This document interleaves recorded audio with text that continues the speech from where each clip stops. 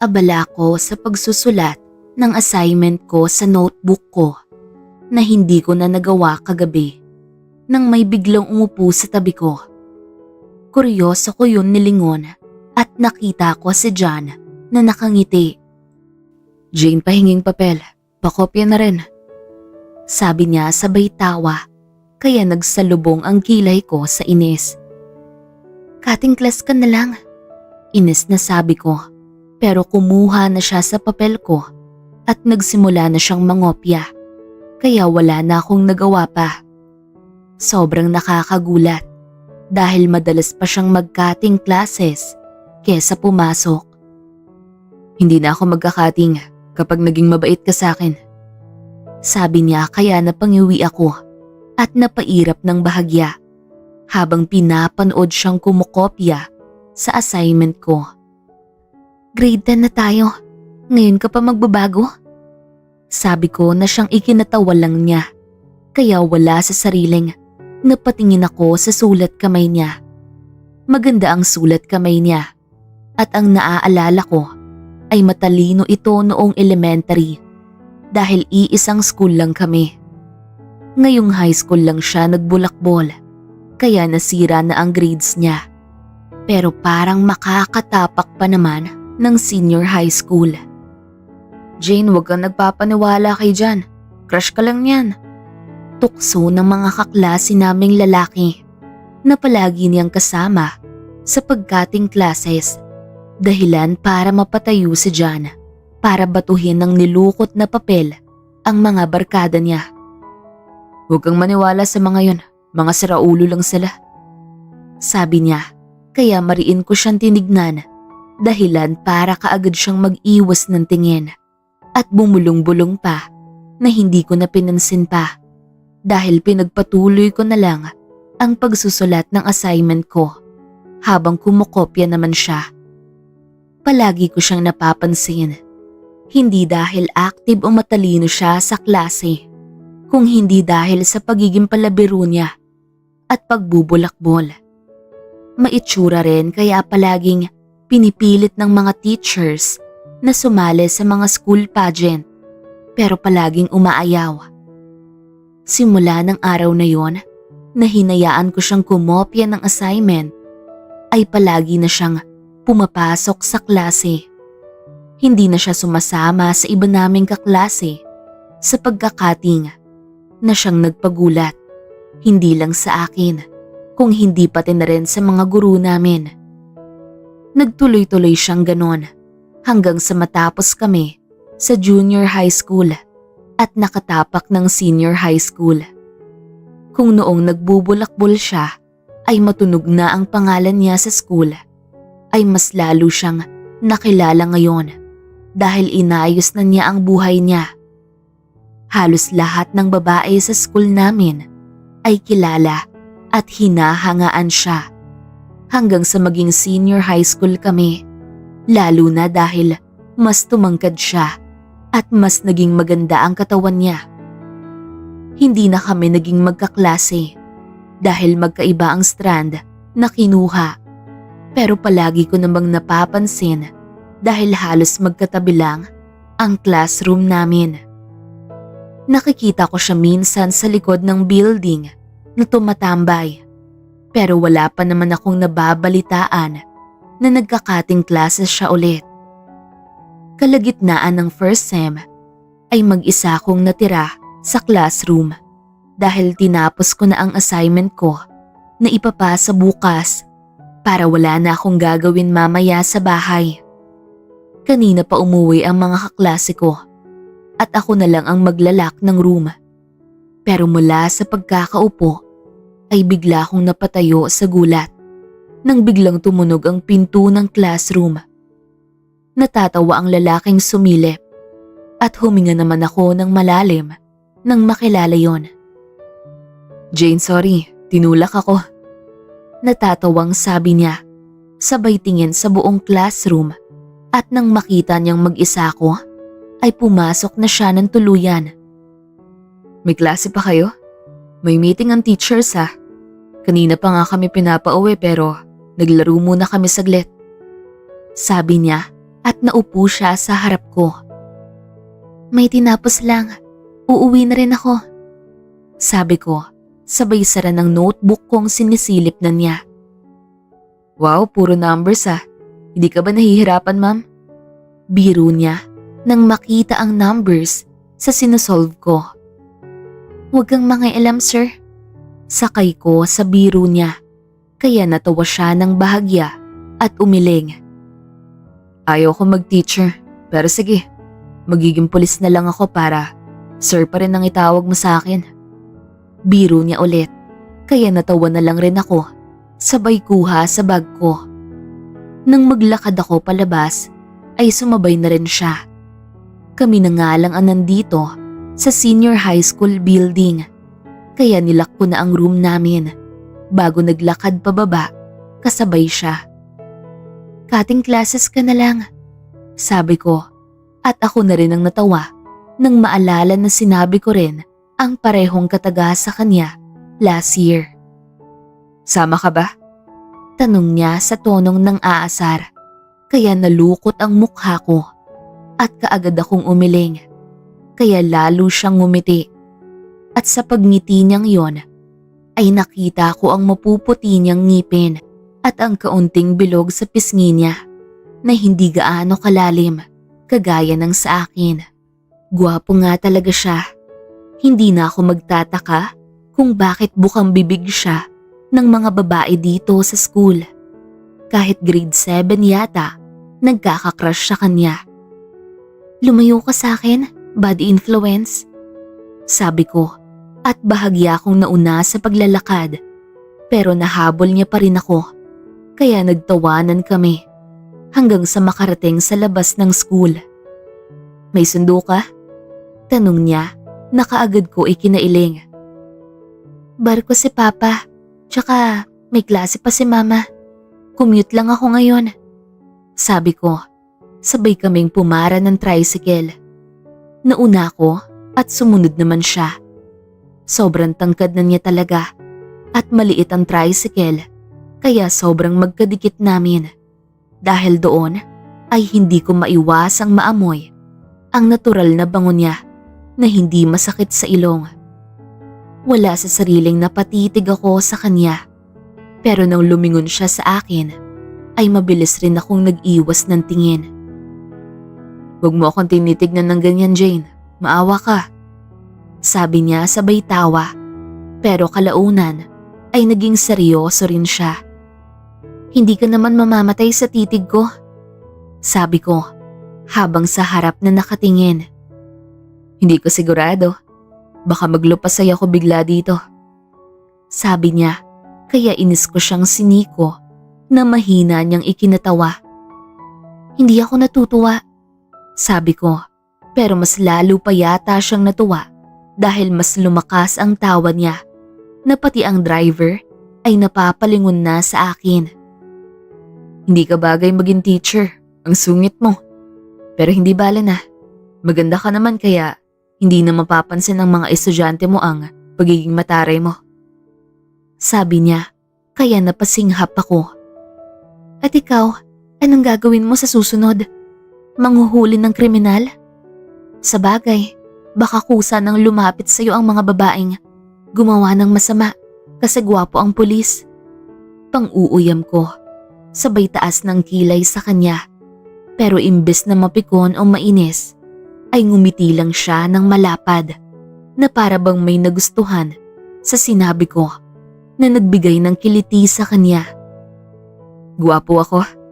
Tanong niya at natigilan ako doon habang inaalala ang mga sinabi ko kanina. Ha? Wala sa sariling sabi ko, kaya napailing siya at napakagat sa ibabang labi niya. Wala. Sabi ko maganda ka. Hihingi na lang ako ng pasensya kay Mama. Mukhang hindi ko matutupad ang kasunduan namin na hindi mag-girlfriend hanggat hindi pa nakakapagtapos ng pag-aaral. Bulong niya na hindi ko gaanong narinig dahil huminto na ang tricycle sa harap ng bahay namin. Kaya lumabas si Jan para makadaan ako. Anong sabi mo? Tanong ko na siyang ikinailing niya lang bago muling pumasok. Sinabihan pa niya ang driver na umalis na, kaya hindi ko nabigay ang pamasahe ko. Libre muna kita. Sigaw ni John habang papalayo na sila, kaya wala sa sarili akong natawa. Kapag ibang lalaki yon, ay magagalit talaga ako o maiinis. Mabuti na lang gwapo siya at masaya kausap, kaya palalampasin ko na lang. Kinabukasan ay maaga akong pumasok para sadyang puntahan si John sa classroom nila. John, si Jay no? Long time crush mo. Sabi ni Matt, nakaklase rin namin noon kahit wala pa man akong sinabi nang sumilip ako sa room nila. Nagulat ako sa sigaw niya at ganun din halos lahat, kaya napalingon sila sa akin, pati na rin ang advisor nila. Loko. Sigaw ni John, tsaka pabirong sinapak si Matt bago siya tumakbo papunta sa akin. Mabuti yan Jane, turuan mo yan sa math. Biro ng advisor, kaya nakaramdam ako lalo ng hiya. Kaya hinila ko si John palabas para makaiwas sa mga matang nanunukso. Magbabayad lang naman ako ng pamasahe ko kahapon, sabi ko. 10 piso lang, hindi ka pa mapakali. Libre mo na lang ako ng fishball mamaya. Hintayin mo ko. Sabi niya, kaya inis ko siyang tiningala kasabay ng paghalukip-kip ko. Ako pa ang maghihintay? Tanong ko na siyang ikinatawan niya bago niya itinaas ang dalawa niyang kamay na parang sumusuko sa isang pulis. Ako ang maghihintay.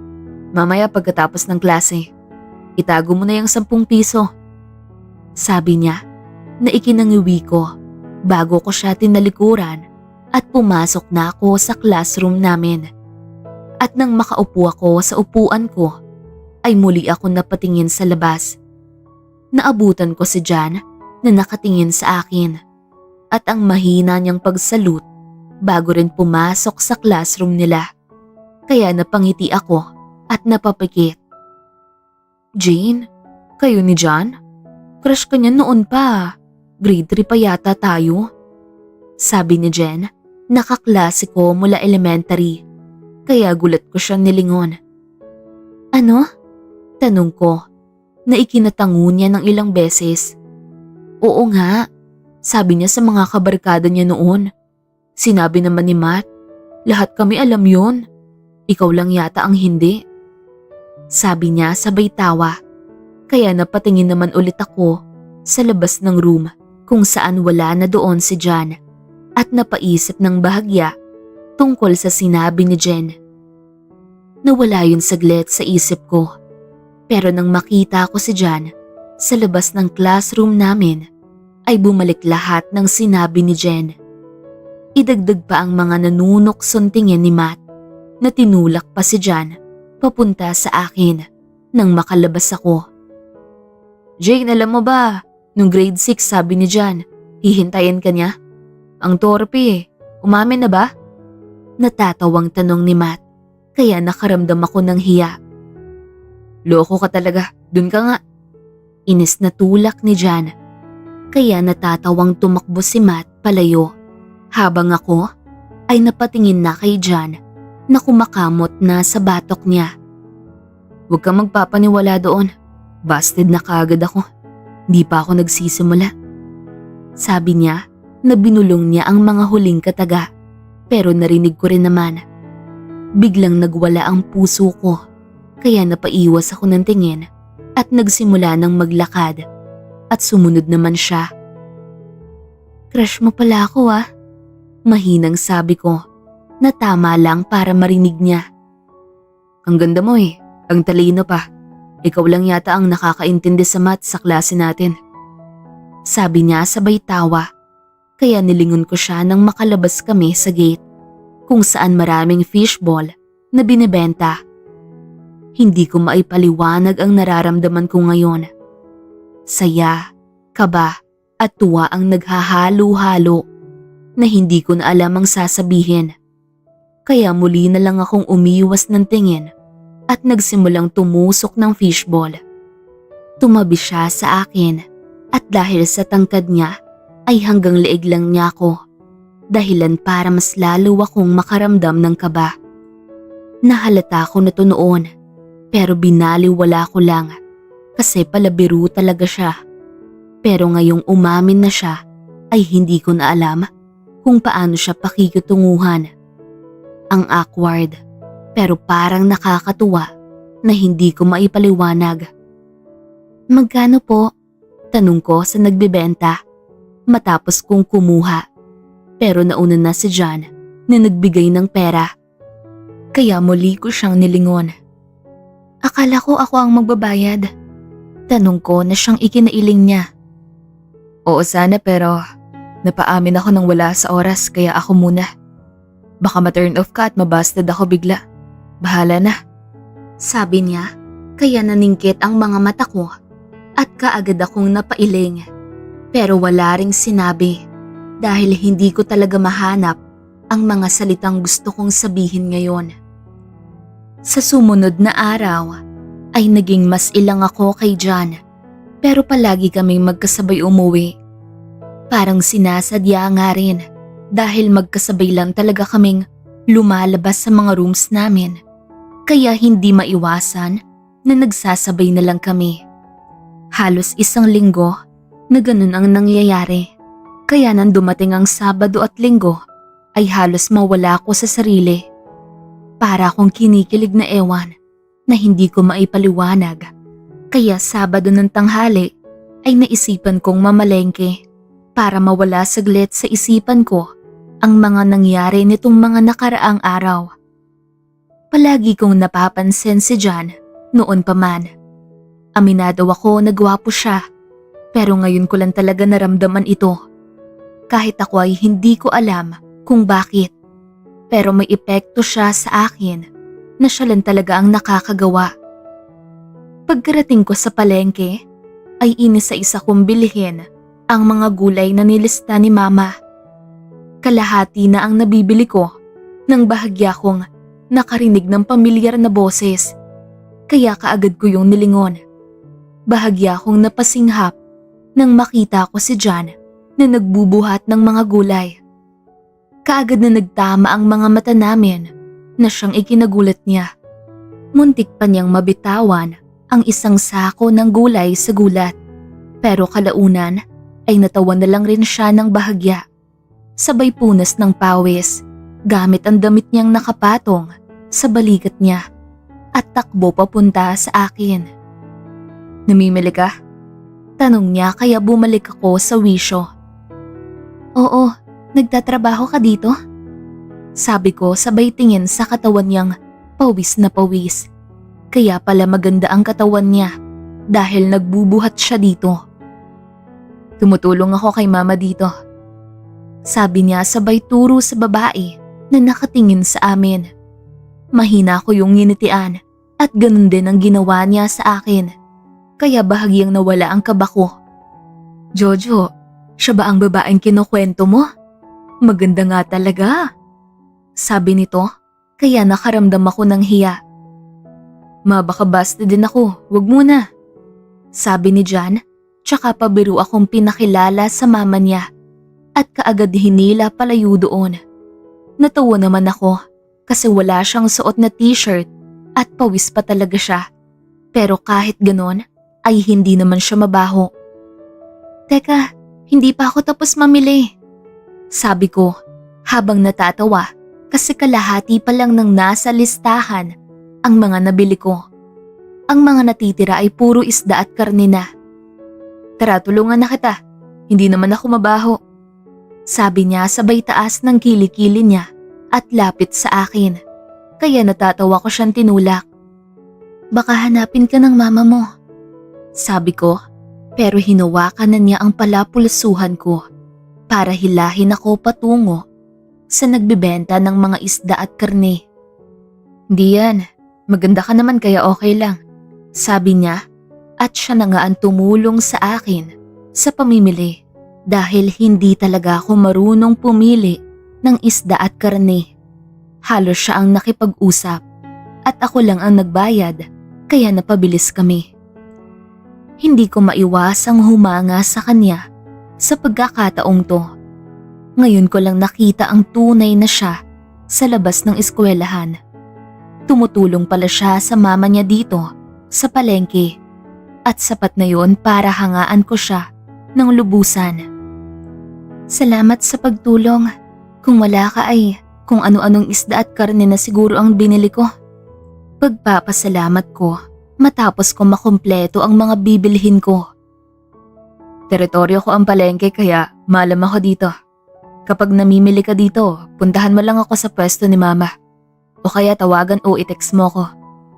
Sabi niya at doon ako bahagyang natawa. Paano kita tatawagan? Wala akong number mo.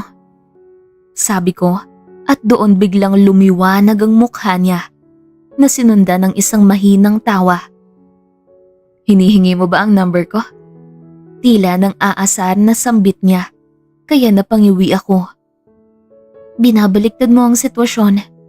Sabi ko, sabay simangot kunwari na siyang ikinailing niya bago niya ilabas ang cellphone niya mula sa bulsa niya.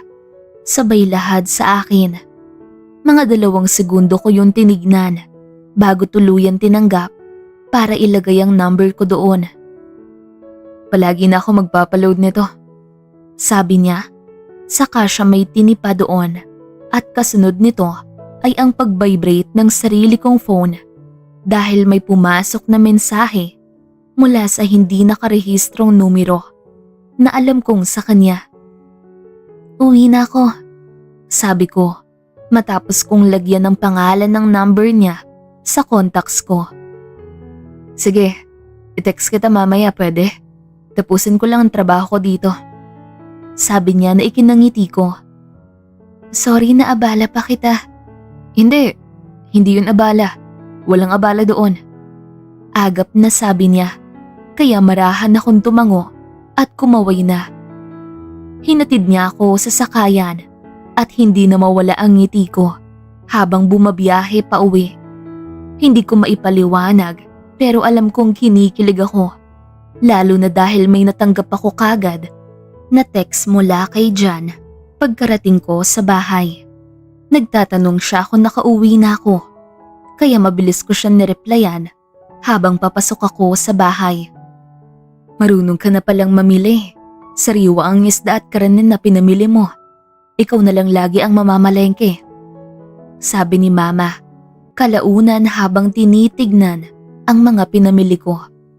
Nakaramdam ako ng hiya dahil wala talaga akong alam sa mga pinamili ko dahil si Jan lang talaga ang namili, lalo na sa mga karne.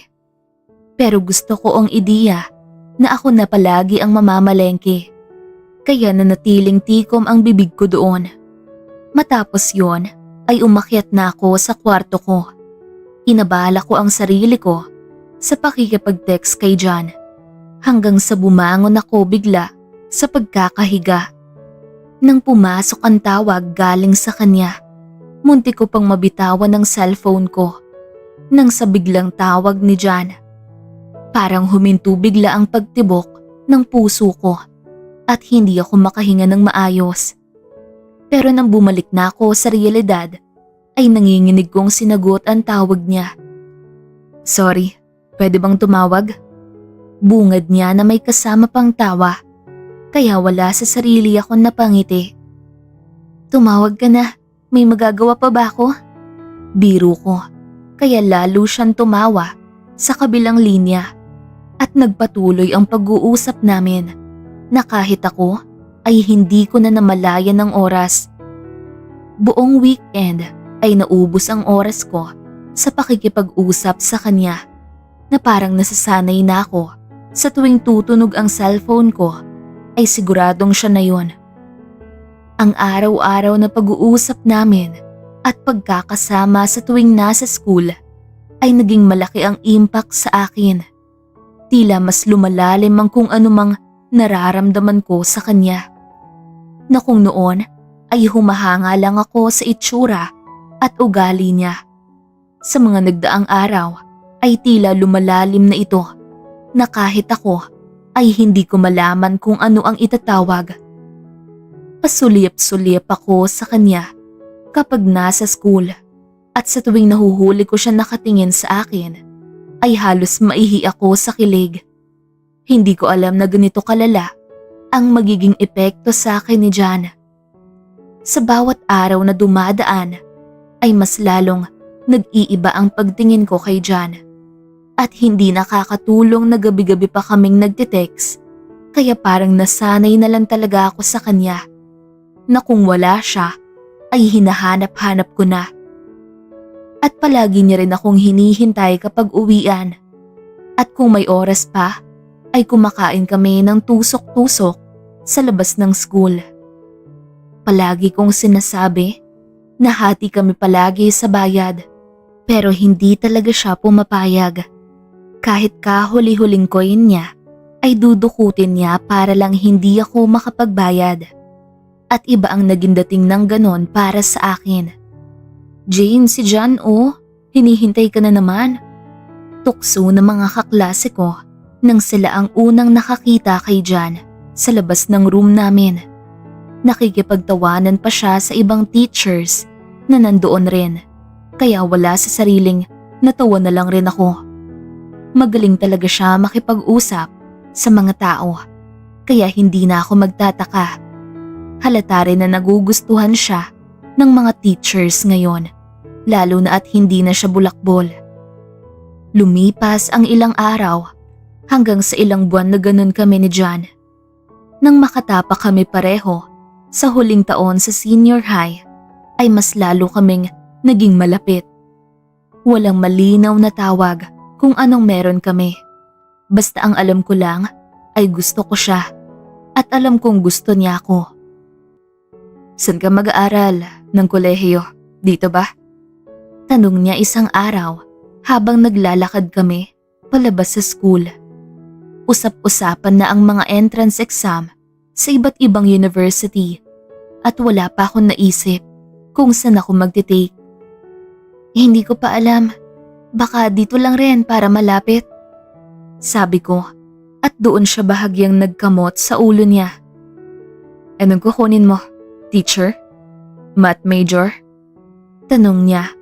Kahit alam na niya na yon dahil palagi naming napag-uusapan. Parehong sigurado na magti-teacher ako at siya naman ay magpupulis. Oo nga, natatawang sabi ko na siyang ikinatawa niya rin ng mahina. Pero natigil ako sa pagtawa at nagtaas ng kilay. Nang dahan-dahan niyang hawakan ng kamay ko. Ilang beses na niya itong ginawa. Pero hindi pa rin yata ako nasasanay. Lalo na dahil kapag ginagawa niya to, ay nahihiya ako. Dahan-dahang nagsalikop ang mga daliri namin hanggang sa makalabas kami sa gate ng school. Alam kong espesyal ang kung anong meron kami. Gustong-gusto kong magpaalam kay mama at papa tungkol dito. Pero alam kong hindi nila ako papayagan. Kaya hanggang ngayon ay nahihirapan akong magtago. Birthday ni mama bukas, punta ka. Sabi niya kaya nilingon ko siya at napalunok ako. Alam kong kita niya ang pagdadalawang isip sa mukha ko kaya bahagya siyang tumango. Hindi ka ba papayagan? Gusto mong ipagpaalam kita? Hindi naman gagabihin. Marahang sambit niya na siyang ikinailing ko. Mas lalo akong hindi papayagan kapag pinagpaalam mo ko. Sabi ko, dahil hindi naman tago sa kanya na hindi pa ako papayagan ng mga magulang kong mag-boyfriend. Dahil napag-usapan na namin ito noong mga nakaraang buwan. Tawag na lang ako mamaya. Sabihin mo kung makakapunta ka. Sabi niya na ikinatungo ko naman. Sabay tingin sa kamay naming magkahawak. Kinagabihan nga ay natanggap ko ang tawag ni John at sinabi kong pupunta ako at nakapagpaalam na ako kay mama na pupunta ako sa isang birthday party.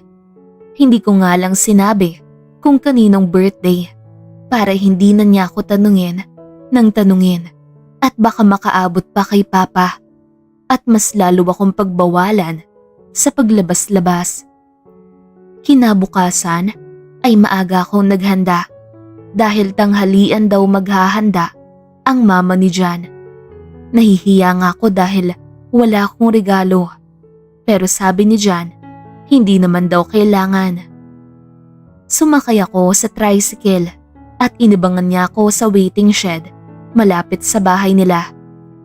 Unang beses ko sa lugar nila at nahihiya ako ng lubusan dahil maraming mga tambay, papasok pa lang at lahat sila napalingon. Kinakabahan pa ako dahil baka may mga naging estudyante si mama noong nagtuturo pa siya dito na namumukaan ako.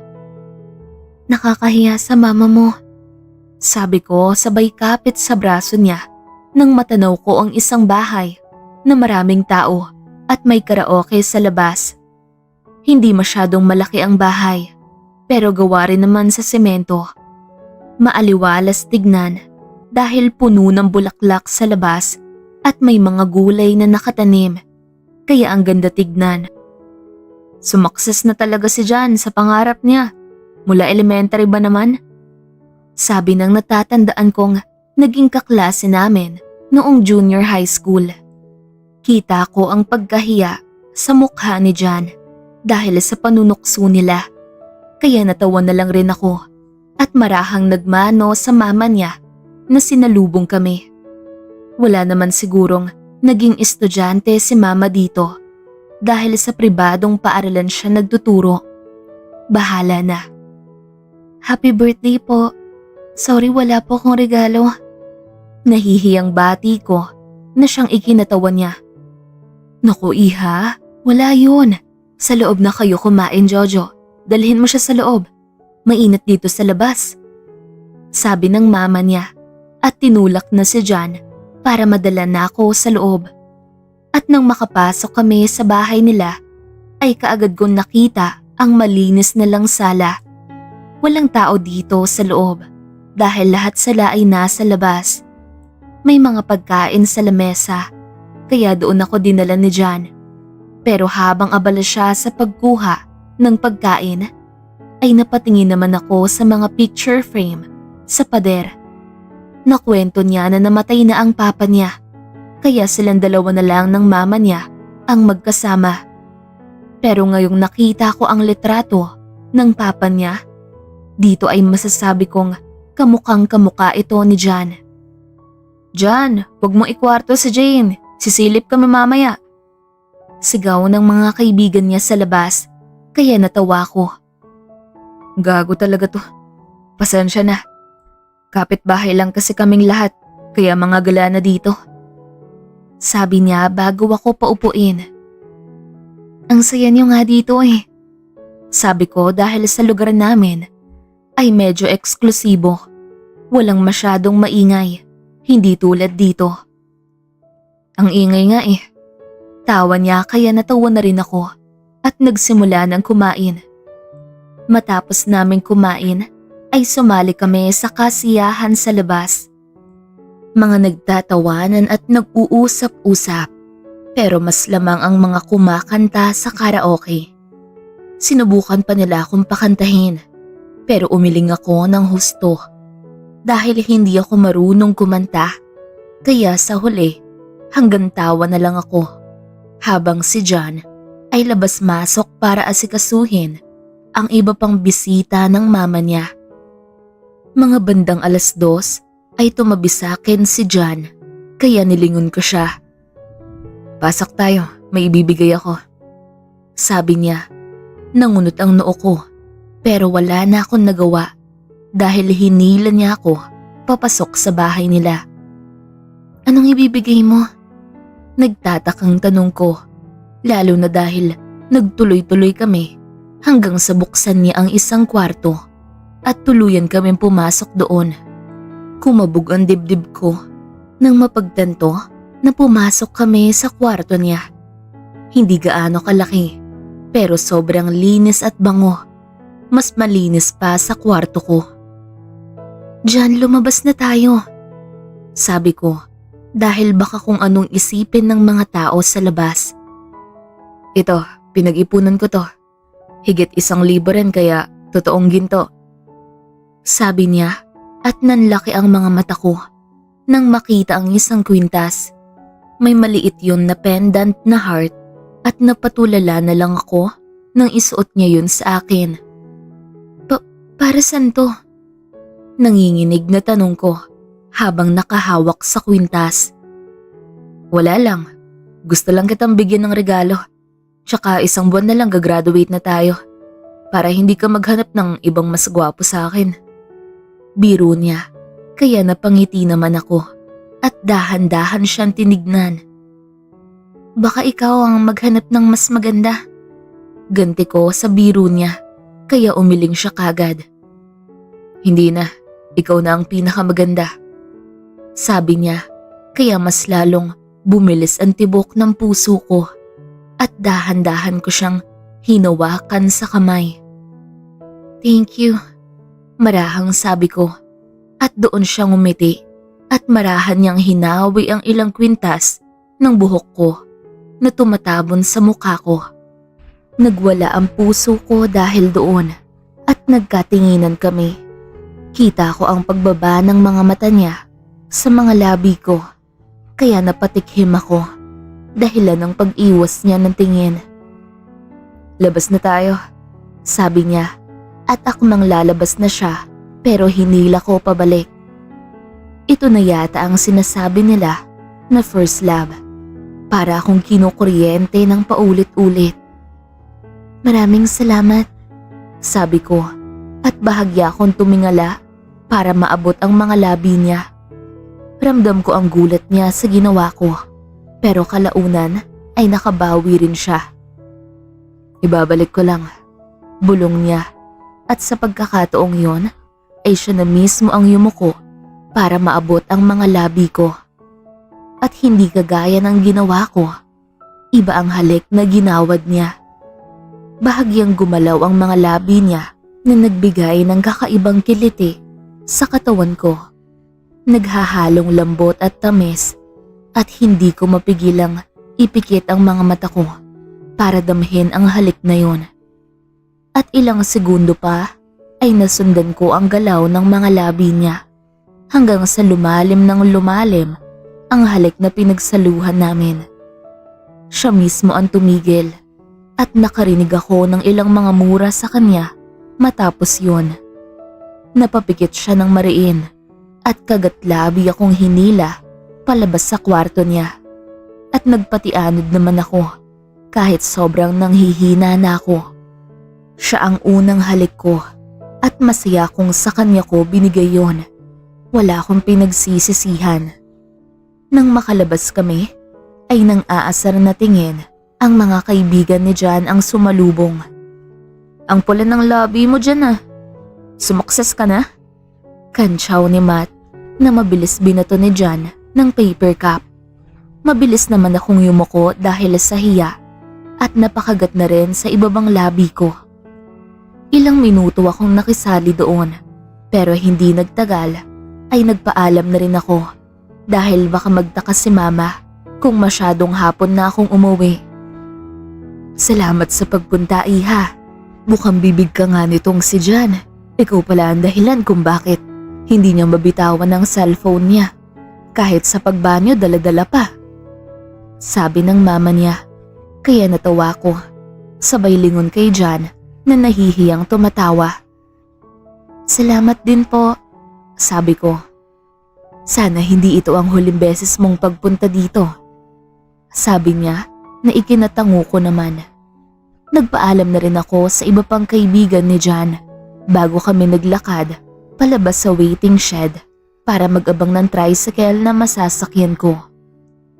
Sa susunod, hatid sundo na kita. Mga 4 o 5 taon mula ngayon. Sabi niya habang naglalakad kami. Baka ibang babae ang hatid sundo mo sa susunod. Di na ako aasa, sabi ko, kaya nalukot ang mga mata niya. Sige, tignan natin. Mayabang na sabi niya at bahagyang lumundag ang puso ko nang maramdaman niya akong halikan sa noo bago niya itaas ang kamay niya para pumara ng papalapit na tricycle. Abot langit ang ngiti ko hanggang sa makauwi ako sa bahay. At kinabukasan ay siyang pagdating ni Papa mula sa trabaho niya sa barko. Kaya naging limitado ang paghawak ko sa cellphone ko para makapag-text kay John. Jane, hindi ka dito mag-aaral ng college. Nakausap ko ang tita mo sa syudad. Doon ka mag-aaral dahil may malapit na university doon at maganda. Doon na rin itutuloy ng mama mo ang masters niya. Mas maganda ang takbo sa syudad kaya hindi ka rin mahihirapan doon. Sabi ni Papa at literal na nanlaki ang mga mata ko. Pa, nakapag-send na ako ng email sa university dito. Sabi ko, pero nagkibit lang siya ng balikat. Wala namang problema kahit ganon. Mas maganda nga sa syudad. Mas magagaling ang mga guro doon. Dadalaw-dalaw na lang tayo dito. Sabi ni Papa at nakaramdam ako ng magkahalong lungkot at sakit dahil doon. Hindi ako mag-aral dito. Maiiwan si John. Nawala lahat ng saya ko at napalitan yon ng sakit. Hindi ko napigilan at nasabi ko lahat-lahat kay John sa tawag noong gabi ring yon habang pinipigilan ng sarili sa pag-iyak. At kinabukasan ay halos wala ko sa sarili. Malapit na ang graduation namin. Ibig sabihin, matapos ang graduation ay aalis kami kagad. Mas maganda nga sa syudad. Ayaw mo? Mas malaki ang papasukan mo doon. Sabi niya na parang pinapagaan lang naman ang loob ko. Wala kaming klase ngayon dahil may program at nandito kaming dalawa sa likod ng classroom para mag-usap.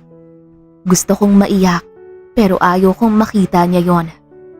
Hintayin kita, hindi ako mamababae. Sabi niya at naramdaman ko ang pagpatong ng pisngi niya sa balikat ko. At kalaunan ay narinig ko ang pilit na tawa niya. Paano nga naman ako mambababae? Kahawak kamay ko na ang pinakamagandang babae sa balat ng lupa. Tuwing gabi nga, nai-imagine ko ang dimples mo kapag pipikit na ako. Sabi niya at bahagya niyang sinundot ang pisngi ko kung saan lumalabas ang dimple ko sa tuwing ngingiti. Nang hindi ako nakasagot, ay bahagya niyang sinilip ang muka ko. Siyempre, wag mo rin akong kalimutan. Huwag kang maghanap ng iba doon. Magwawala ako. Sabi niya na sinabayan pa ng tawa. At ilang sandali pa ay naramdaman ko ang mga labi niya sa mga labi ko. Napaghiwalay lang kami sa isa't isa nang marinig namin ang boses ng mga kaklase naming pabalik na dahil tapos na yata ang program. Naging mabilis ang lahat ng mga pangyayari. Natapos ang lahat at ang hinihintay na lang ay graduation namin. Naayos na rin ni Papa ang mga kakailanganin namin at may plane ticket na nga kami papunta sa syudad. Nakapag-resign na rin si Mama sa trabaho niya. Tanging graduation ko na lang talaga ang hinihintay para makaalis na kami. Pero ako, ayoko pang umalis. Nang dumating ang graduation day, ay hindi man lang ako nakalapit kay John dahil kasama ko ang mga magulang ko. Hanggang tingin lang kami sa isa't isa at kinabukasan ay kaagad akong umalis patungong syudad nang hindi nakakapagpaalam sa kanya ng personal. Patuloy kami sa pagde-text at pagtatawagan. Kaso iba talaga kapag nagkikita kami. Halos gusto kong umiyak sa hirap. Lalo na nang magsimula ang pasukan at pareho na kaming kolehiyo. Parang hindi ko kaya na naririnig lang ang boses niya. Parang mas lalo akong nahihirapan. Mas naging mahirap pa nang mahuli ako ni Daddy na palaging tutok sa cellphone ko at nalaman niyang palagi kong katext si John. Galit na galit si Daddy na halos basagin niya ang cellphone dahil naipangako ko na hindi ako magbo-boyfriend hanggang makapagtapos ako ng pag-aaral. Nanlilisik ang mga mata niya habang ako ay hindi ko alam ang sasabihin. Binalaan niya ako na kapag hindi ako titigil ay hindi na niya ako pagpapaaralin pa. Takot na takot ako at hindi ko yun masabi kay John. Kapwa kaming naging busy at isang araw ay nagpalit ako ng number. Nag-delete rin ako ng mga social media accounts at tuluyang naglaho. Parang napagod na ako sa lahat na gusto ko na lang magpahinga. Iniwan ko lahat ng walang kahit anong sinasabi. Kasalanan ko, pero hindi ko na kasi kaya. Parang drain na ako sa lahat, kahit ako naman talaga ang may kasalanan. Tinutukan ko ang pag-aaral ko. Umikot ang mundo ko sa libro, calculator, at iba pang mga may kinalaman sa pag-aaral. Parang nawala na ako sa sarili ko at gusto ko na lang matapos ang lahat, kahit parang lumulutang na lang ako sa hindi malamang dahilan.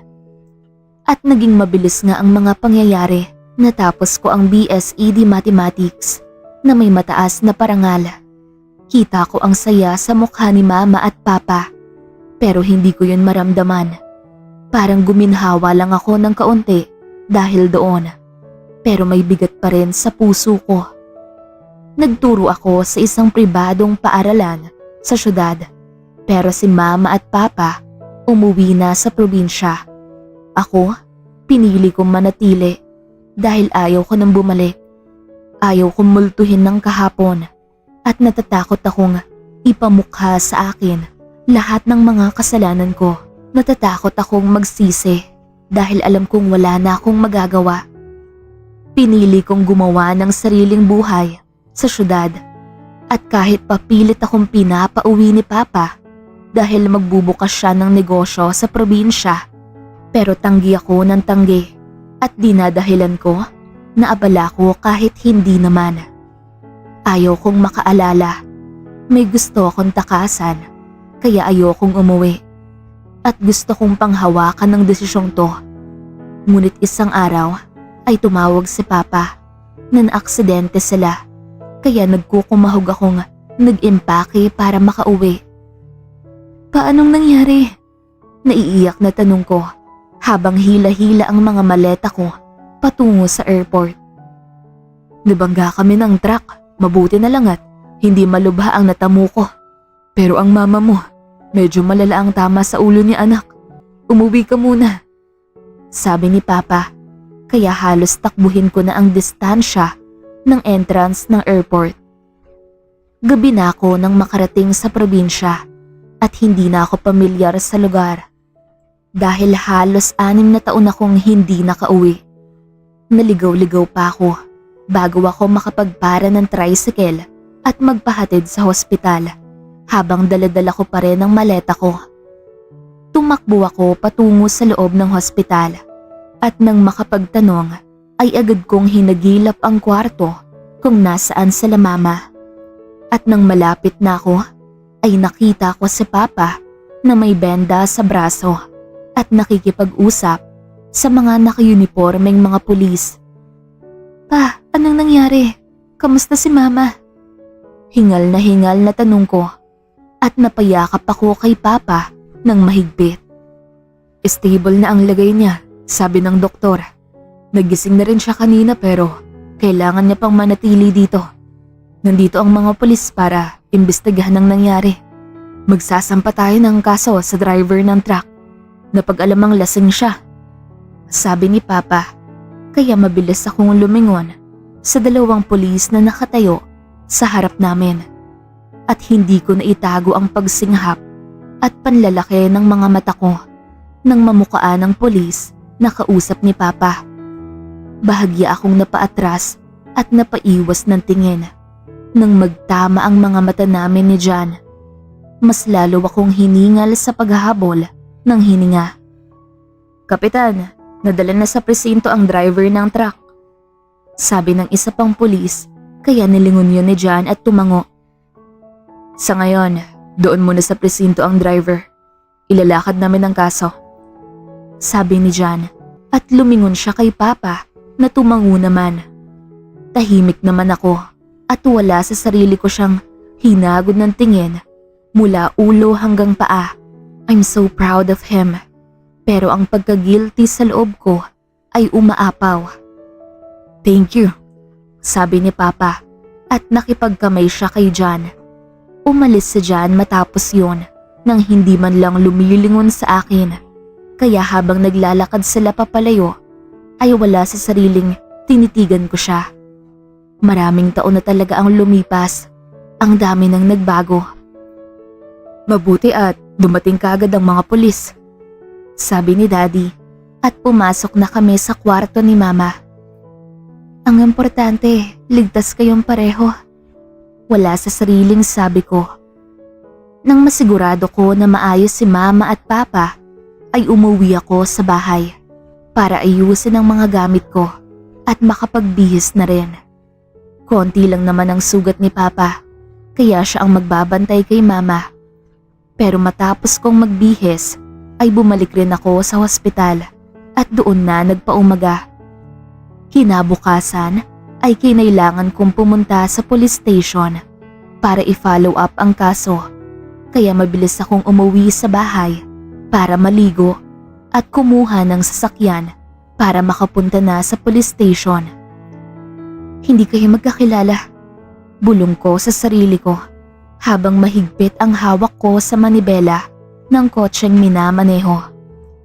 Nasa labas na ako ngayon ng police station at ang kailangan ko na lang gawin ay pumasok sa loob at magtanong. At matapos ang ilang beses na paghinga ng malalim, ay nagawa kong bumaba sa kotse at tuluyang pumasok sa loob. Hi, good morning. Saan dito pwedeng magtanong tungkol sa aksidente kahapon? Yung truck driver? Tanong ko sa pulis sa front desk at nang mag-angat ang tingin ng pulis ay napaatras ako ng bahagya. Samantalang siya napakunot ng noo. Jane? Tanong ni Matt at matapos ang pagtataka ay natawa siya. Good morning. Naiilang na sabi ko. Hi, good morning. Teka, tungkol sa aksidenteng kahapon. Nandito ang truck driver. Nasampahan na ng kaso. Matibay rin ang ebidensya dahil lango siya sa alak nang mahuli namin. Pero mas mabuti siguro kung makakausap mo si Kapitan. Sabi niya, kaya nanlaki ang mga mata ko nang maalala kung sino ang tinawag ng isang pulis na kapitan kagabi. Salamat. Hindi ko na natapos ang sasabihin ko dahil biglang sumigaw si Matt. Jan, si Jane oh? Sabi ni Matt sabay tawa, kaya mabilis kong nilingon ang direksyon kung saan siya may tinawag at doon ko nakita si John na may kausap ni isang pulis. Mabilis na nagtama ang mga mata namin, kaya mabilis akong tumayo ng tuwid bago pa sila makalapit. Sir, good morning. Ipa-follow up ko lang ang kaso ng aksidente kagabi. Formal na sabi ko at formal din siyang tumango. Good morning, ma'am. Nasa kulungan ang driver. Sumunod kayo sa akin. Formal na sabi niya at nauna nang maglakad, kaya wala akong nagawa kung hindi sundan siya. Ang tindi ng awkwardness na nararamdaman ko ngayon, pero parang wala lang naman sa kanya ang nangyayari, kaya dapat wala lang rin sa akin to. Hinayaan ko na sa mga pulis ang driver at nagpa siya na akong umuwi. Maraming salamat. Hindi siguradong sambit ko, tsaka iniwas ang tingin sa driver ng truck na hindi naman makatingin sa akin. Huminga ako ng malalim, tsaka sumunod na kay John para lumabas. At ang hiya ko ay umaapaw nang makita si Matt na nakaabang sa front desk habang nakangisi at umiinom ng kape. Ibang-iba na talaga sila. Long time no see, Jane. Sabi ni Matt at hindi ko alam kung nang aasar lang ba siya o hindi kaya bahagya akong napairap at hindi ko alam kung nakita niya yon. Mauuna na ako, salamat. Sabi ko nang hindi tumitingin sa kahit na sino. Gusto ko na lang umalis dito dahil parang hindi na ako makahinga. Hindi na pala kayo magkakakilalang dalawa ngayon? Tawa pa ni Matt, kaya mas lalo akong nakaramdam ng pagkailang. Corpus. Formal na tawag ni John, kaya natigil sa pagtawa si Matt at bahagyang pumormal. Kapitan, may bisita po kayo. Sabi ng isang kararating lang na pulis. Wala sa sariling napatingin ako doon, lalo na sa babae na nakangiti at naglakad papasok ng police station. Nakasuot ito ng uniforme ng mga guro na nagtuturo sa publikong paaralan at bahagya kong nakaramdam ng bigat nang diretso siyang lumapit kay John. "Sorry, pumasok na ako.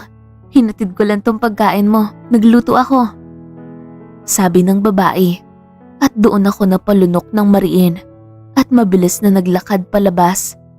Pero bago pa ako tuluyang pumasok sa kotse ko, ay muli ako napatingin sa loob at nakita ko ang bahagyang paghawak ni John sa siko ng babaeng nakangiti. Wala sa sariling napangiti ako ng malungkot dahil doon, at tuloy-tuloy nang pumasok sa kotseng dala ko at napapikit ng mariin. Guro ang girlfriend niya. Natupad niya talaga ang plano niya. Hindi nga lang ako ang kasama niya dahil naglaho ako na parang bula. Siya ang first love ko, at kahit anong pilit kong maging masaya para sa kanya ay mahirap. I should be grateful because he is successful now. Natuwa ko ng pilit, tsaka nagmaneho pabalik sa hospital. At salamat naman dahil mabilis naman ang naging paggaling ni Mama. Kaya makalipas ang 3 araw ay nakauwi na siya. Pinili ko na lang rin na manatili muna dito ng 3 buwan dahil mapilit rin si Papa na wag muna akong bumalik ng syudad. Kaya pinagbigyan ko na rin. "Jane, lumipat ka na lang kaya dito. Dito ka na lang magturo," sabi ni Mama, na kaagad kong ikinailing. "Ayoko, Ma. Babalik ako sa university na pinagtuturuan ko." Mabilis na pagtanggi ko, kaya napakunot ang noo niya. Nakaramdam ako ng pagka-guilty sa pananatili dito. Pakiramdam ko, may kasalanan ako dito. Napilit akong hinahabol, kaya hindi ako komportable. Hihingi ba ako ng tawad kay John? Kailangan pa ba yun? Nasa maayos na siyang kalagayan at mukhang masaya na. Kaya hindi na kailangan yun. Hindi na kailangan pang balikan ang nakaraan. Sa unang linggo ko ay sa bahay lang ako nanatili. Tinapos ko ang mga naiwan kong trabaho at sobrang bagot na bagot ako. Kaya nang inaya ko ni Papa na bisitahin ang itinayo niyang negosyo dito na construction supplies, ay sumama na ako. Pero hindi rin ako nagtagal doon dahil hindi ko kaya ang alikabok. Kaya nauna akong umuwi at dinala ko ang isang kotse. Habang nagmamaneho pa uwi, ay inabutan ako ng malakas na ulan at biglang tumirik ang sasakyan sa gitna ng daan. Napasigaw ako sa inis at mabilis na lumabas ng kotse. Hindi ko na inalintana na mababasa ako at buong lakas kong itinulak ang kotse ko sa tabi at hindi ko akalaing magagawa ko yun. Wala akong alam sa pag-ayos ng kotse, kaya balak kong tumawag kay Papa. Pero sa kamalas-malasan ko ay naiwan ko yata ang cellphone ko sa bahay. Inis na inis kong binuksan ang harap ng kotse at napaubo ako sa usok na bumuga sa mukha ko. "Ay, ang malas naman," sabi ko, pilit na hinahawakan ng bawat piyesa, kaso napapaso lang ako. Parang maiiyak na ako sa inis at galit at pagkabigo. Sinubukan kong pumara ng mga truck na dumadaan, pero dahil sa lakas ng ulan ay walang humihinto. Mawawalan na sana ako ng pag-asa, pero may nakita akong papalapit na kotse. Hindi ko pinara, pero unti-unti itong huminto, kaya lumapit ako doon para katukin ang pinto ng driver. "Help!" natatarantang sabi ko, at nang unti-unting bumaba ang salamin ng bintana, ay bahagyang nanlaki ang mga mata ko at bahagya akong umatras nang makita si John. Ang malas ko talaga ngayon. Anong nangyari, miss? Tanong ng kasama niyang babae, kaya nalipat ang tingin ko sa kanya. Wala ko anumang masabi dahil hindi ko rin alam kung saan magsisimula. Kaya marahan ko na lang itinuro ang sirang kotse na dala ko. Bababa ako. Sabi ni Jan, pero bigla siyang hinawakan sa braso ng kasama niya. May payong ako dito, magpayong ka. Sabi ng babae, kaya mabilis ako nag-iwas ng tingin at bumalik sa kotse ko. Sumunod si Jan at may payong na siya. T-shirt na puti ang suot niya ngayon at nakaslacks. Mukhang magde-date pa sana sila sa labas at naantala ko lang. Anong nangyari? Tanong niya habang tinitignan ang harap ng kotse. Ubo na ako ng ubo dahil sa lamig kaya hindi ako nakasagot. Ilang sandali pa ay sinara niya ang hood ng kotse at binigay niya sa akin ng payong, dahilan para mabasa na rin siya. Hindi maaayos to ngayon, ihahatid na lang kita. Sabi niya. Hindi na, tatawag na lang ako kay Papa. Sabi ko, pero napatalon ako bigla dahil sa biglang pagkidlat. Hindi ka pwedeng manatili dito, kunin mo na ang mga gamit mo sa loob. Sabi niya at wala na akong nagawa kung hindi sundin siya. Ginagawa niya lang ang trabaho niya bilang pulis at yun ay tumulong kaya walang masama dito. Kahit nagdadalawang isip ay pumasok rin ako sa loob ng kotse at walang hinto ang pag-ubo ko. Basang-basa rin si Jan na pumasok sa loob ng kotse at kita ko ang pag-aalala sa mukha ng girlfriend niya. Bakit ka sumulong sa ulan? Sabi nito at nakaramdam naman ako ng hiya dahil kasalanan ko kasi binigay sa akin ni Jan kanina ang payong. May tinawagan ka ba? Tanong ni Jan, sabay lingon sa akin kaya bigla akong napaupo ng matuwid. Wala akong cellphone na dala. Mahinang sagot ko at kita ko ang pagkuha niya ng isang cellphone sa harap ng sasakyan. At nilahad yun sa akin. Napatingin pa ako sa girlfriend niya bilang paghingi ng permiso bago yun tanggapin. Makikitext lang ako. Mahinang sabi ko at mabilis nga akong nagpadala ng mensahe sa number ni Papa at kaagad ko ring binalik ang cellphone niya. Matapos yun ay umandar na ang sasakyan. Halos yakapin ko na ang sarili ko sa lamig. At nang mapatingin ako sa salamin sa harap, ay hindi inaasahan na nagtama ang mga mata namin ni Jan. Umubo ako sabay iwas ng tingin at pinili ko na lang na tumingin sa labas. Jane, may jacket sa tabi mo. Gamitin mo muna. Biglang sabi ni Jan at doon ko nga lang napansin ang jacket sa upuan sa tabi ko. Pero umiling ako. Hindi na, mababasa ko lang yan. Okay lang. Nahihiyang sabi ko, pero nilingon ako ng girlfriend niya at nang ngumiti siya sa akin, ay hindi ko yun nagawang suklian dahil parang mabigat sa dibdib ko. Gamitin mo na, malayo pa tayo. Hindi ko bibilisan ng pagmamaneho dahil madulas ang daan. Sabi ni Jan, kaya muli akong napaupo at napasulyap sa jacket.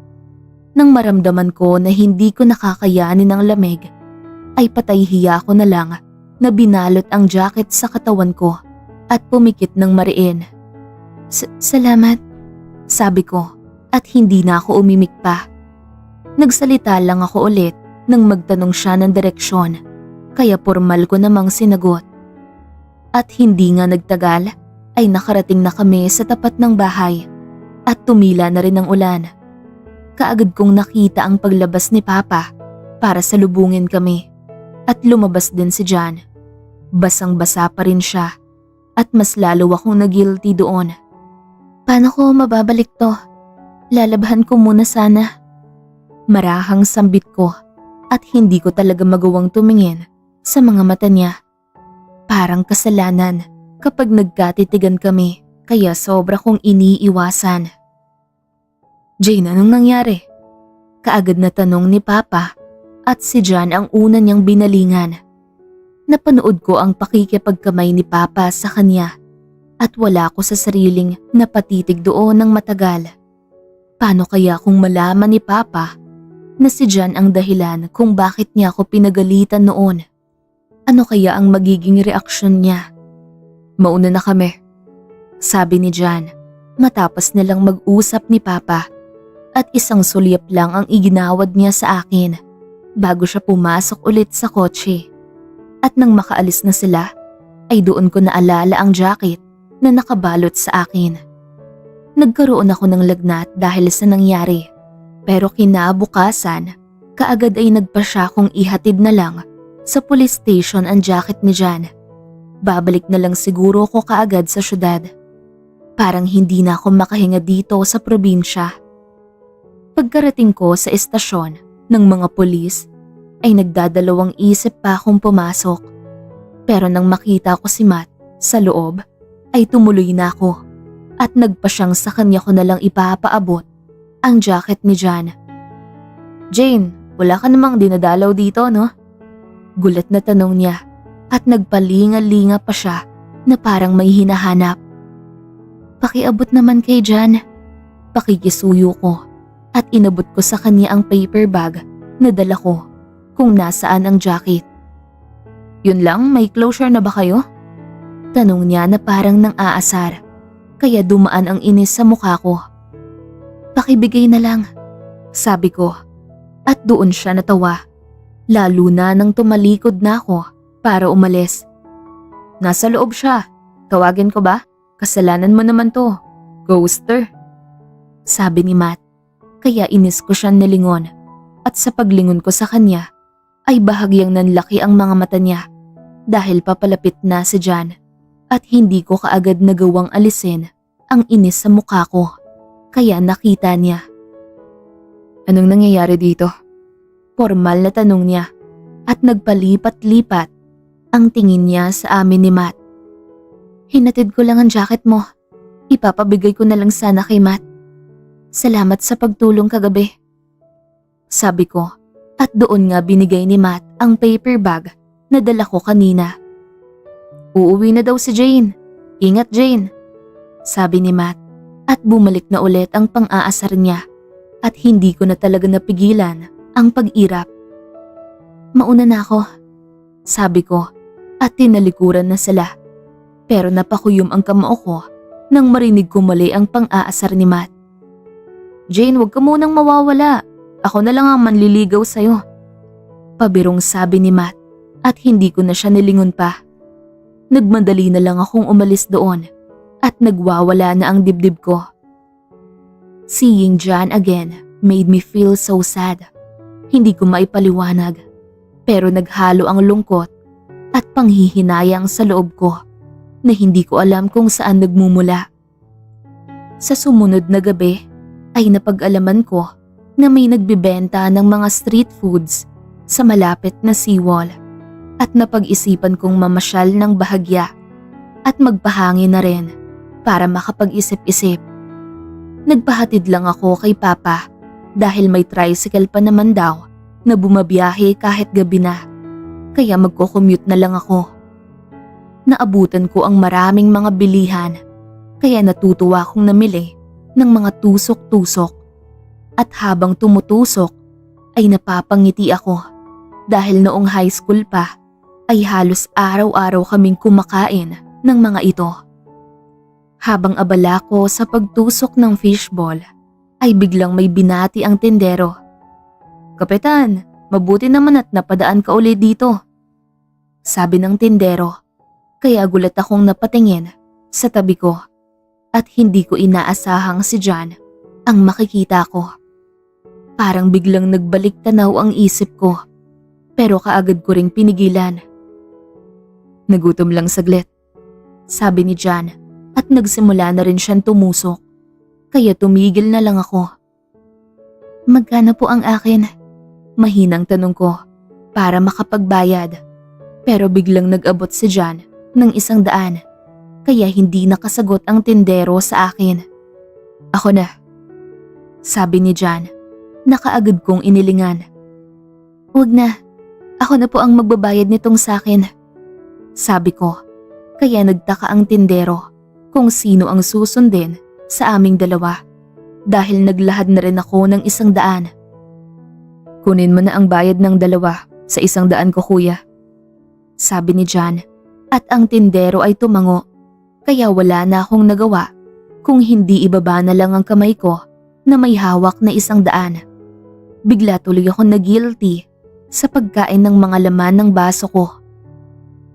Salamat, mahinang sabi ko na lang at nagsimula ng maglakad paalis. Hindi ka magsasorry? Biglang sabi ni John, kaya dahan-dahan ko siyang nilingon at nakita ko ang mga mata niya na tila may gustong basahin sa mukha ko. Tinitigan ko lang siya hanggang sa humakbang siya palapit sa akin at nagkatinginan kami. Hindi ka magpapaliwanag? Mahinang tanong niya at doon ako nag-iwas ng tingin. Kailangan pa ba? Wala sa sariling tanong ko at doon ko narinig ang marahan at sarkastiko niyang pagtawa. Kailangan na kailangan, Jane. Kahit sorry man lang sana. Kahit yun lang. Sabi niya at puno ng pait ang boses niya nang bigkasin niya yon. Kaya napakagat ako sa ibabang labi ko para pigilan ng sariling umiyak kasi naiiyak na ako. Sorry, mahinang bulong ko habang hindi makatingin sa kanya. Wala siyang sinabi matapos yon. Kaya dahan-dahan akong tumalikod at nagsimula ulit humakbang.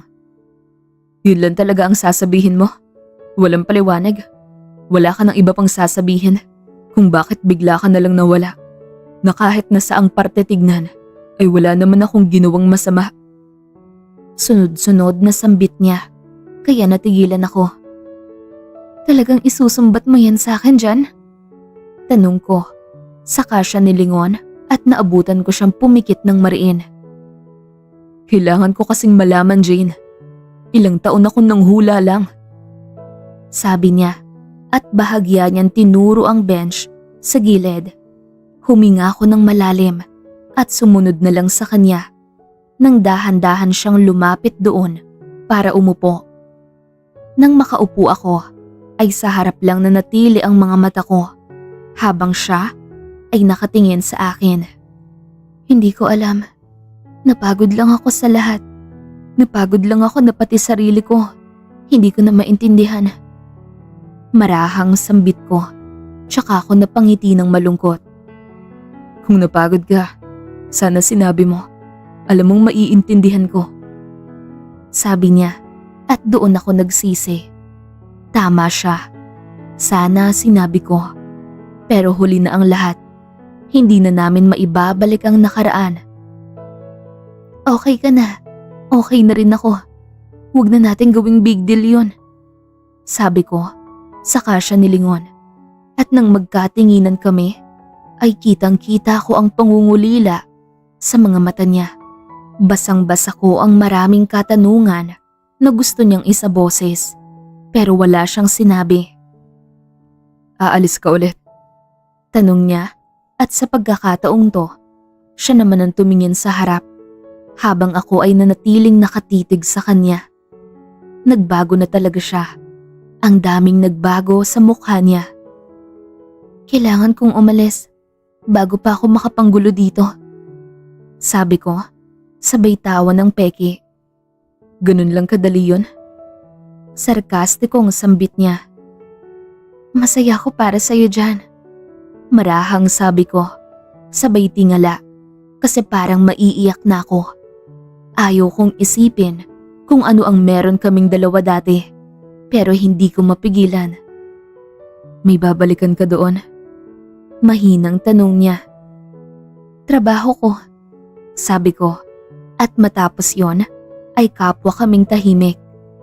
Walang nagsalita sa amin at kapwa lang naming pinakiramdaman ang isa't isa habang napapalibutan kami ng ingay ng mga tao sa paligid.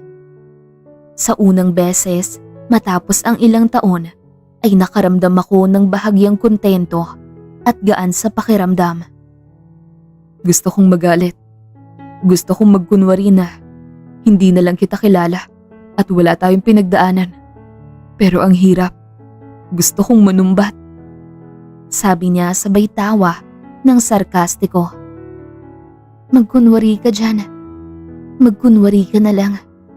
Sabi ko at dahan-dahan akong tumayo. Pero hindi ako natuloy sa planong pag-alis kasi mabilis niyang nahawakan ang kamay ko at nakaramdam ako ng labis na kuryente sa balat naming magkadampi. Sana nagpaliwanag ka noon. Sana sinabi mo noon na napagod ka lang. Sana sinabi mo na maghintay ako. Hindi na nawala ka na lang ng walang kahit isang salita na sinabi. Sana naghintay ako, Jane. Sana pinaghintay mo ko. Dahil maghihintay naman ako. Sabi niya at napaawang ang mga labi ko.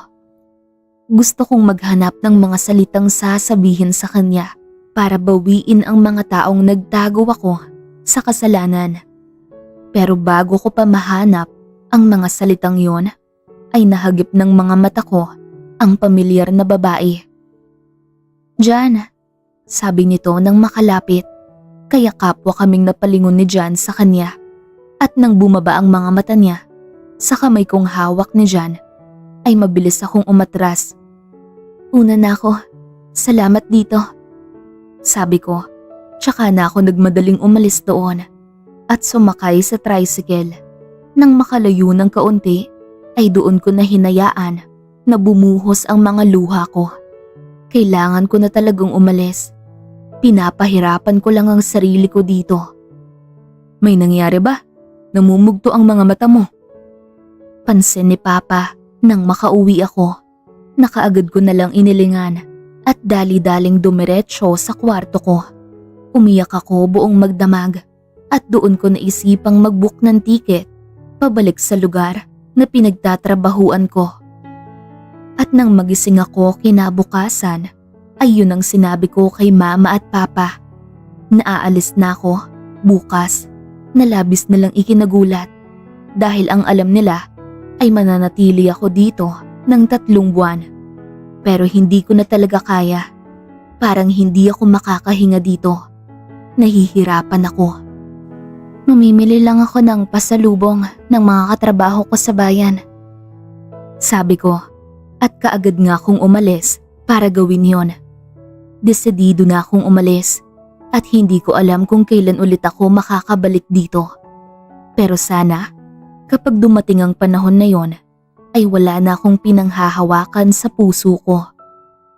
Namili ako ng mga lokal na produkto at habang namimili ay biglang tumabi sa akin si Matt na hindi ko alam kung saan nanggaling.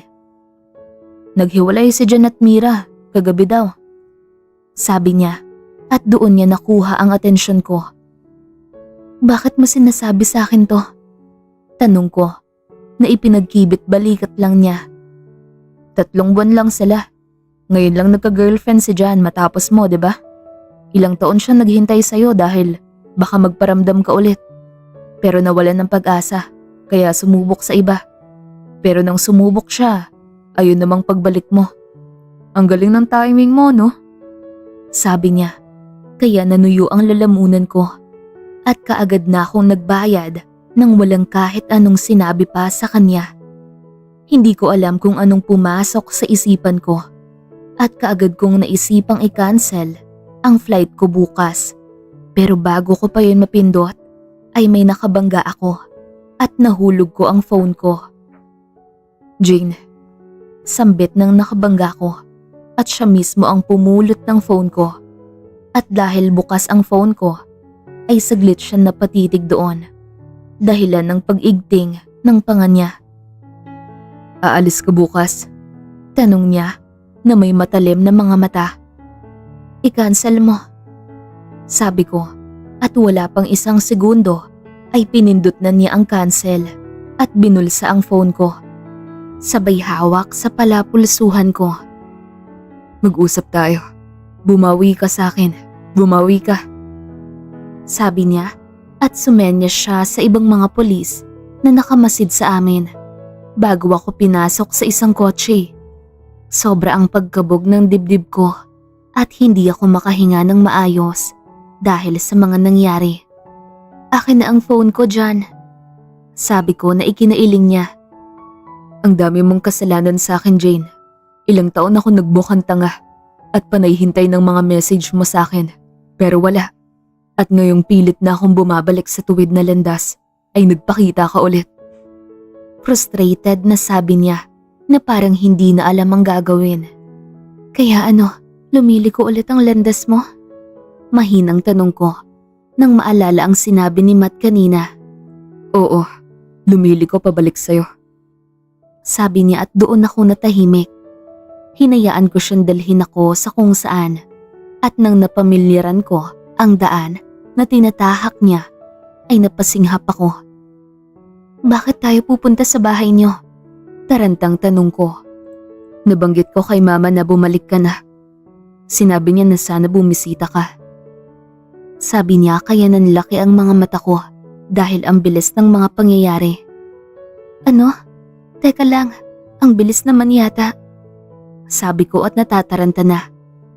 Ilang taon mo kong iniwan? Tanong niya pabalik kaya nalaglag ang pangako at wala na akong nagawa nang pumasok siya sa isang gate. Lumaki ang bahay nila pero maaliwalas pa rin kagaya ng dati. Sinamaan ko siya ng tingin nang bumaba siya at kaagad akong binuksan ng pinto. Naka-uniforme pa siya at dapat nagtatrabaho siya. Pero nandito kami ngayon at mukhang mag-aaway pa sa bahay nila. Diyan, uuwi muna ako. Mariin na sabi ko pero hinila niya ako palabas at huli na para magpumiglas pa dahil napasok na niya ako sa loob at nakita na kami ng mama niya. Nanlaki ang mga mata niya nang makita ako at kaagad siyang lumapit para hawakan ako sa magkabilang pisngi. Jane, ikaw nga. Mas lalo kang gumanda. Nabanggit nga ni Jojo na bumalik ka na. Pero hindi ko inaasahan na ngayon ka dadalaw. Teka lang, magluluto lang ako ng merienda natin ha. Teka lang. Sabi ng mama niya at kaagad siyang nagmadali papunta sa kusina. Kaya napabugan na lang ako ng hangin.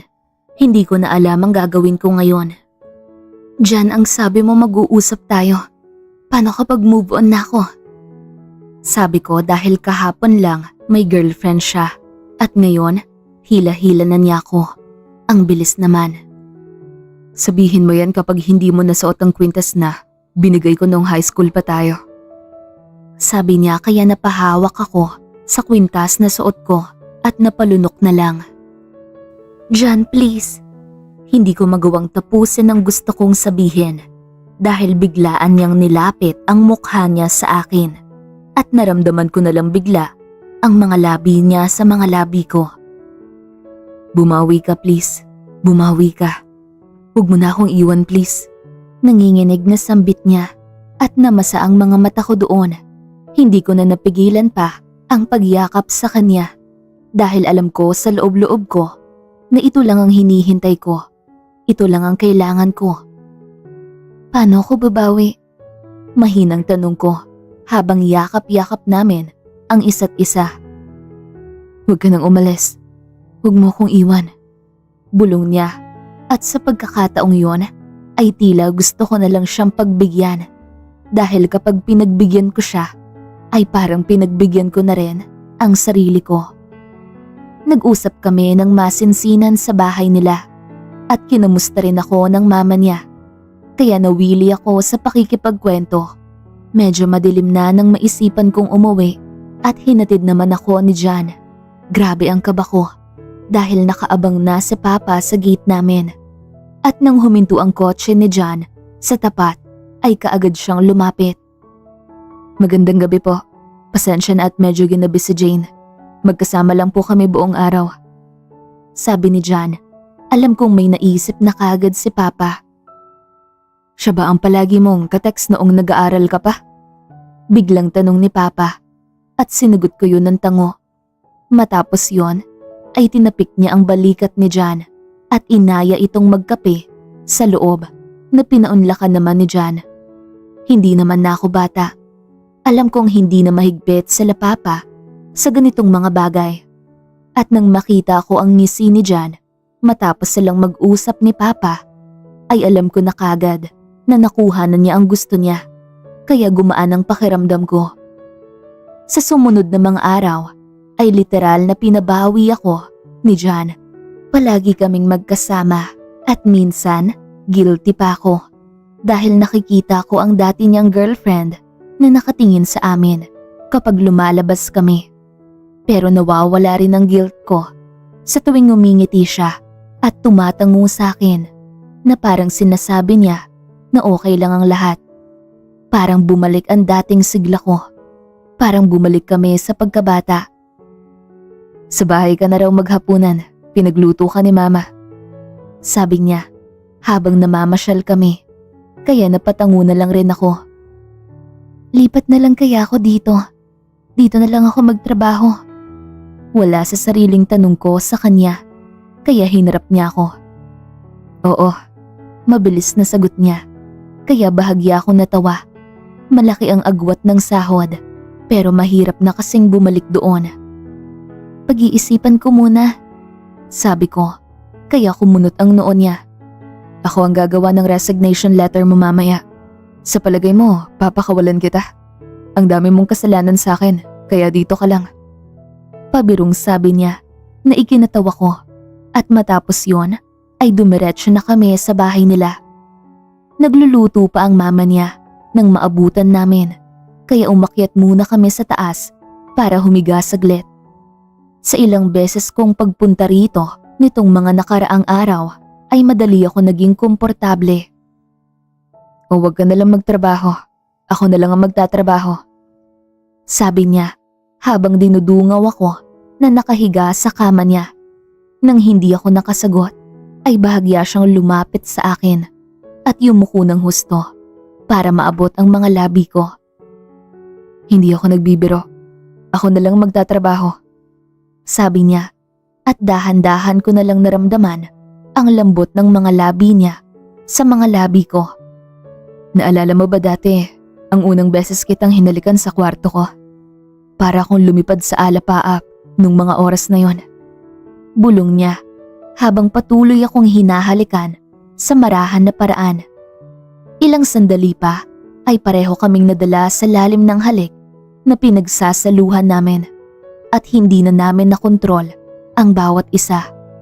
Natagpuan na lang namin ang mga sarili naming natutupok ng apoy at kapwang dinadama ang haplos ng bawat isa. Nakaibabaw siya sa akin at kapwa na kaming walang natitirang suot.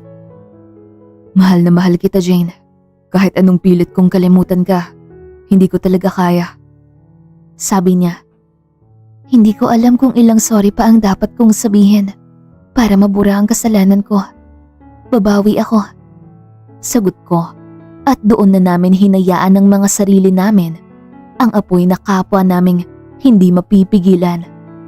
Mas lumalim lang ang nararamdaman ko sa kanya. Pinalalim ng panahon ang lahat. At sa pagkakataong to ay hindi na ako gagawa ng hakbang na ipagsisisihan ko na naman sa huli. Kaya sinunod ko na ang gusto ko. I resigned. Si John talaga ang gumawa ng resignation letter ko. At siya pa ang tuluyang nagpasa nun sa email. Kaya natatawa na lang ako. Nag-iisip pa ako kung magtuturo ako dito sa mga pampublikong paaralan o papasok ako sa mga universities dito para ipagpatuloy ang pagtuturo ko.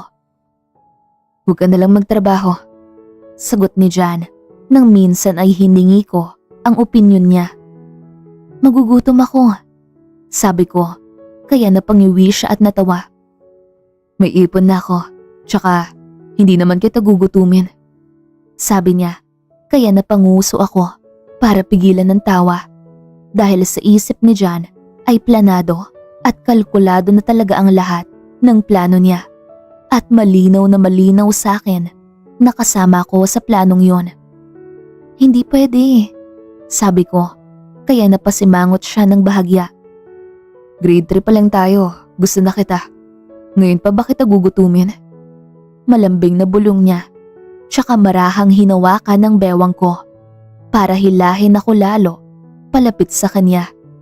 At akma niya sana akong hahalikan Pero hindi natuloy dahil biglang pumasok si Mama at Papa sa bahay at nakita niya yon. Kaya bahagya ko siyang tinulak at umayos ng upo.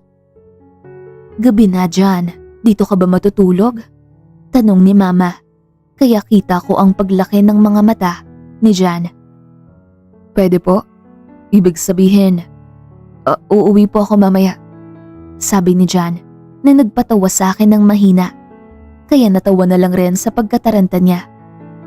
Ang mga araw ay naging buwan. Sa 3 buwan kong pagbabalik ay marami akong napatunayan sa sarili ko. Parang nahanap kong muli ang sarili ko na matagal ko nang gustong hanapin. Si Jan lang pala ang makakapagpabalik ng kung sino ako noon. Noong pinili ko siyang iwan, ay naiwan sa kanya ang sarili ko.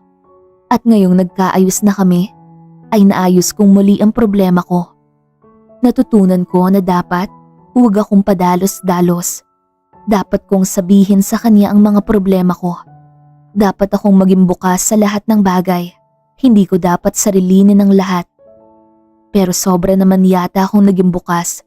Dahil 3 buwan pa lang kaming nagkakaayos, ay nakaramdam na ako ng senyales ng pagbubuntis ko. Suka ako ng suka tuwing umaga at nahihilo ako palagi. May ilang pagkain na rin na hindi ko gusto ang lasa, kaya malakas ang hinala ko na may nabuo. Sa bahay lang ako ngayong araw dahil hanggang ngayon ay hinihintay ko pa rin ang resulta ng pag-apply ko sa isang university dito. At kanina ay tinawagan ko si John na pumunta dito at bumili ng pregnancy test para makasigurado kami. Tamang-tama dahil wala ngayon si Mama at Papa, kaya medyo nabawasan ang kaba ko. Nang makarinig ako ng sasakyan na huminto sa labas, ay kaagad akong sumilip sa bintana. At nang makita na si John iyon, ay minadali ko siyang pumasok. Bakit ka nagpabili niyan? Kunot noong tanong niya at kita ko sa mukha niya ang tuwa at kaba na naghalo nang kunin ko sa kanya ang mga pregnancy test. Kailangan kong makasigurado, sabi ko, kaya doon nanlaki ang mga mata niya. Buntis ka? Tanong niya at doon unti-unting sumilay ang mga ngiti sa labi niya, kaya napairap ako at kaagad nang umakyat sa kwarto ko at sumunod naman siya kagad. 5 pregnancy test ang sinubukan ko at makalipas ang ilang minuto ay sabay-sabay na lumabas ang 2 pulang linya doon. Kaya kumabog ng malakas ang dibdib ko at napahawak ako sa tiyan ko. Lagot kaming 2. Mahinang bulong ko. Tsaka lumabas na ng banyo, dala ang mga pregnancy test. At sa paglabas ko, ay kaagad akong nilapitan ni John at kinuha niya sa kamay ko ang 5 may pulang linya. Positive. Tulalang sabi niya at sa huli, napasigaw siya sa tuwa na kinaragan niya pa ako. Lagot tayo, ikaw ang mag-e-explain nito, sabi ko sa gitna ng tuwa niya. 2 tayo dito. Ako lang ba ang gumawa niyan? Sabi niya at hindi ko na masukat ang tuwa niya. Kaya napayakap na lang ako sa kanya ng mahigpit. At ang sumunod na nangyari ay nagpaplano na siya ng kasal namin na tinatawanan ko na lang habang nakahiga ako. Tawa pa, baka maging kambal yan. Banta niya, kaya sumimangot ako. Pero sumilay rin ang ngiti ko nang halikan niya ako ng marahan at unti-unting hiniga ng maayos sa kama. Dadalhin ko si Mama mamaya dito. Mamamanhikan na ako, sabi niya habang walang hinto sa paghalik sa akin. Tumango naman ako at nagpaubaya na muli sa kasabikan ng namumuong init sa aming 2. Pagka-uwi ng mga magulang ko sa araw na yon, ay kaagad na sinundo ni John ang mama niya. At nang sabihin namin sa kanila na nagdadalang tao ako, ay kita sa mukha ni Papa ang gulat at galit dahil hindi niya yun inaasahan. Hindi pa kayo kasal? Madiin na sambit ni Papa, kaya sinabi na lahat ni John Ang plano naming magpakasal na sa susunod na buwan at wala na silang nagawa dahil ang bilis na ni John. Kinabahan ako, sobra. Marahan niyang bulong sa akin matapos naming mag-usap at ilang sandali pa ay marahan niyang hinimas ang tiyan kong walang kaumbok-umbok. At hindi ko na masukat ang sayang nararamdaman ko dahil sa sumunod na buwan ay natuloy ang kasal. Puno pa si John ng kantsaw mula sa mga katrabaho niya, lalo na kay Matt, dahil sobrang bilis daw ni John at hindi na ako binigyan pa ng pagkakataon na magbago ng isip, na tinawanan ko na lang dahil totoo naman at gustong gusto ko naman ang mga nangyari ngayon. At habang nagpapalitan kami ng pangako sa harap ng Diyos, ay hindi ko na naiwasan ang lumuha dahil ang kaisa-isang lalaking minahal ko mula pagkabata ay makakasama ko na sa pagtanda at wala na akong iba pang hihilingin. Ang dami ko mang kasalanang ginawa ay pinagkaloob pa rin siya sa akin at pinapangako ko na ngayong nag-isa na kami ay wala akong itatago at gagawin na makakasira sa amin.